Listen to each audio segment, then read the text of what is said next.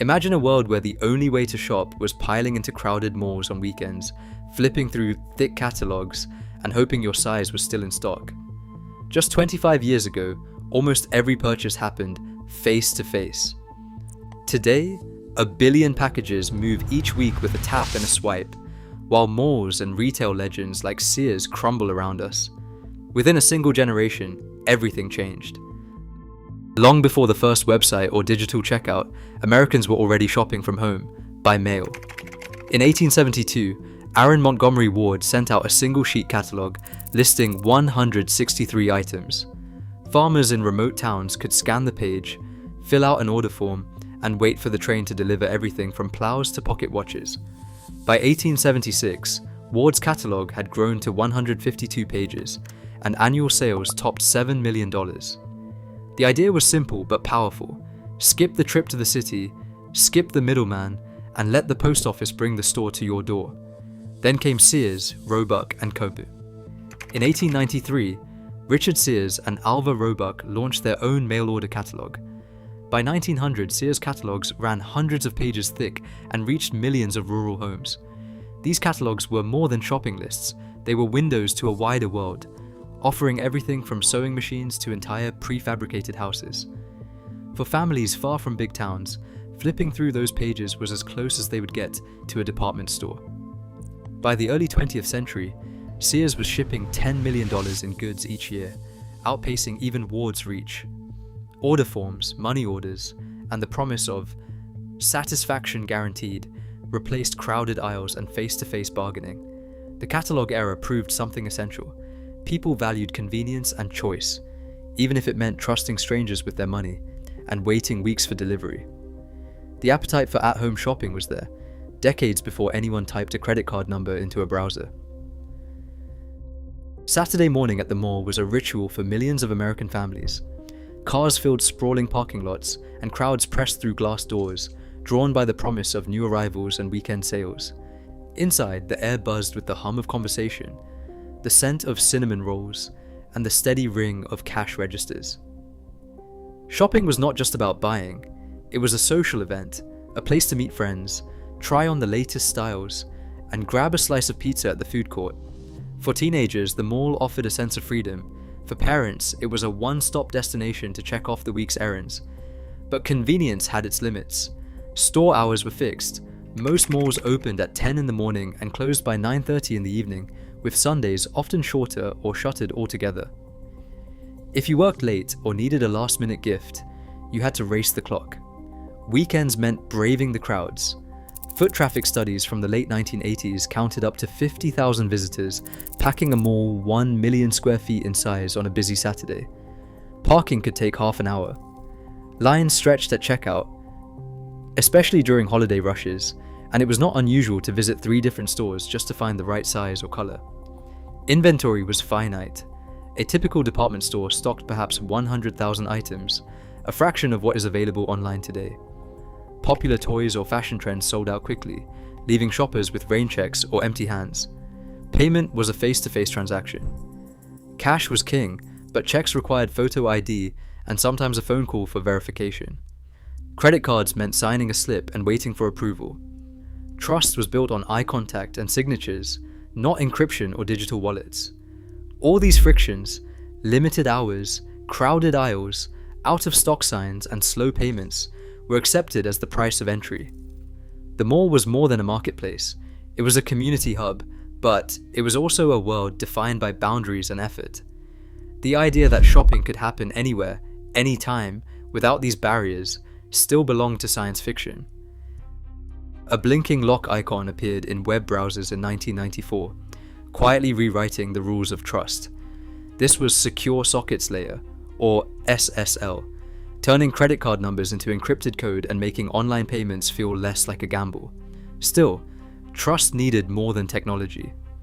In a suburban garage in Bellevue, Jeff Bezos launched Amazon.com, betting that people would buy books from a screen if they felt safe. The promise was simple: millions of titles, all searchable, all deliverable, with customer reviews as a digital stand-in for word of mouth. Each new buyer and seller expanded the store's invisible shelves, creating a sense of endless choice that no mall could match. On the other side of the country, Pierre Omidyar launched Auction Web, which was soon renamed eBay, and it unleashed a different idea. What if anyone could sell anything to anyone? Transactions between strangers became possible thanks to a simple feedback system. Every sale left a trace, a rating, a comment, a warning, which built a web of community trust stronger than any store return policy. Buyers checked seller reputations before placing a bid, and sellers guarded their stars like gold. Digital wallets and secure checkouts followed, making payment friction vanish in a few clicks. For the first time, the internet offered a marketplace where trust, selection, and transparency were not just features, they were the foundation. But even as millions shopped from their living rooms, a new challenge loomed: how to get all those purchases from warehouses to doorsteps fast enough to keep the promise of convenience alive. Paying for something online became almost effortless by the late 1990s. With PayPal's launch in 1998, a few clicks and an email address were all it took to move money from buyer to seller. Suddenly, checkout lines and handwritten receipts felt ancient. PayPal's digital wallet made it possible to buy a rare coin from a stranger across the country and settle up in seconds. No cash, no checks, no waiting for the mail. For online shoppers, this was freedom. But for companies promising to deliver real-world goods at internet speed, the challenge was just beginning. Webvan was the boldest of these early bets. Founded in 1999, it set out to reinvent grocery shopping with a fleet of custom vans and high-tech warehouses. Investors poured over $1 billion into the dream. The idea was seductive: groceries ordered from a website, packed by robots, and delivered to your kitchen in under 30 minutes. But the math didn't work. Webvan needed dense neighborhoods packed with customers to make each route profitable. Instead, most vans drove half empty, burning through cash on every trip. By the time Webvan filed for bankruptcy in 2001, the company had lost hundreds of millions and left gleaming warehouses standing idle. The lesson was clear. Even as online payments became frictionless, the physical world still demanded scale, density, and logistics that technology alone couldn't solve. The promise of convenience ran headlong into the reality of roads, routes, and costs, a problem waiting for the next breakthrough. A single subscription changed everything. In 2005, Amazon Prime arrived with a promise that felt almost impossible. Pay once a year and get 2-day delivery on millions of items, no matter how small the order. Suddenly, the waiting game was over. For $79, shoppers could skip the old trade-off between price and speed. The more you ordered, the more sense it made. Within a few years, Prime wasn't just a perk, it was a habit, and then an expectation. Then came the device that fit the entire store in your pocket. The iPhone launched in 2007, and with it, a new kind of impulse buy. Now, shopping could happen anywhere.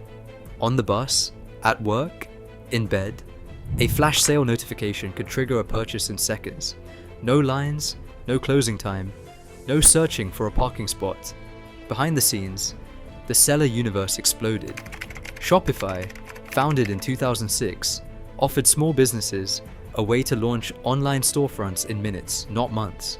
Thousands of new brands popped up, each one a click away from a global audience. To keep up with this tidal wave of orders, Amazon made a bold move in 2012. It acquired Kiva Systems and filled warehouses with fleets of orange robots. These machines zipped across concrete floors, fetching products and racing them to packers. The old bottlenecks of human pickers vanished, and the pace of fulfillment went from days to hours. What had once seemed like science fiction, shopping at midnight and getting it tomorrow became the new normal, almost overnight. In 2020, the pandemic sent e-commerce into overdrive. Online sales in the United States soared by more than 30% in a single year, a leap that would have taken a decade otherwise. For Sophia, a school teacher in Chicago, lockdown meant her first online grocery order. The relief of skipping crowded aisles was immediate, but the shift left others adrift. Maria, after 8 years in her mall's food court, lost her job when JCPenney closed in 2018. The mall shuttered soon after, erasing both her income and a neighborhood hub. Retail bankruptcies became routine. Radio Shack closed in 2015, Toys R Us closed in 2017, and Sears closed in 2018. Empty storefronts multiplied while delivery vans crowded city streets. In New York, delivery vehicles logged over 400,000 extra miles each day after 2020. Each package brought convenience, and it also brought more traffic, emissions, and waste. The United States generated 300 million extra tons of packaging a year, up 30% since the pandemic began. Warehouse and delivery jobs surged, adding over 1 million roles since 2010, even as retail jobs vanished. Darren, once a stock clerk, now keeps pace with robotic shelves. Retailers scrambled, rolling out curbside pickup and buy online, pick up in store, searching for balance in a changed world. Every week, over 1 billion packages ship worldwide, reshaping cities, jobs, and even the environment in real time.